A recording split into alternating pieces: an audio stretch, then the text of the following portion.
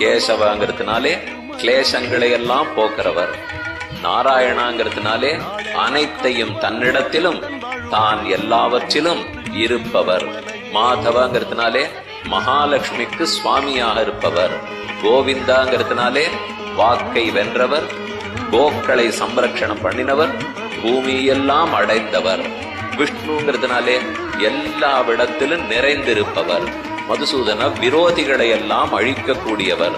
நம்ம விரோதி அழிப்பார். நமக்குள்ள இருக்கிற விரோதி காமம், குரோதம், லோபம், மோகம், மதம், மாத்சரியம், அகங்காரம், மமக்காரம் குறைச்சலே இல்லை. நிறைய விரோதிகள் இருக்கா. இது இத்தனை பேர் அழிக்கணுமோ இல்லையோ என்று விரோதியை போக்குறவர். திரிவிக்கிரமன் அத்தனையும் தனக்கு சொத்து என்பதை உணர்த்த தாவி அளந்து காட்டினவர். வாமனன் தன் திருமேனி அழகாலேயே அனைவரையும் தம்பால் ஈர்த்தவர். ஸ்ரீதரன் நாம பெருமானை எளிதில் அணுகுவதற்காக பிராட்டியை எப்போதும் திருமார்பிலேயே கொண்டவர், திருமார்பில் தாங்கினவர் ஸ்ரீதரன். ரிஷிகேசன் நம் புலன்களை அடக்கி கொடுப்பவர், மனச கண்டபடி தறிவிட்டு போகாமல் அடக்கி திருப்பவர். பத்மநாபன் நம் அத்தனை பேருக்கும் காரணம், ஜகத்தையே படைப்பவர். அதற்காக பிரம்மாவை நாபி கமலத்தில் ஆதி காலத்தில் படைத்தவர்.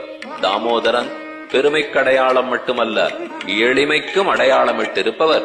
யசோத கையாலே கட்டுப்பட்டு நின்றவர். சௌலபியத்துக்கு எல்லையாய் எளிமை உடையவனாய் நம் பக்திக்கு கட்டுப்படுபவனாக இருக்கிறான் தாமோதரன். இன்னும் 12 திருநாமங்கள். எம் பெருமானின் 12 திருநாமங்களை பார்த்தோம். Download ShareChat.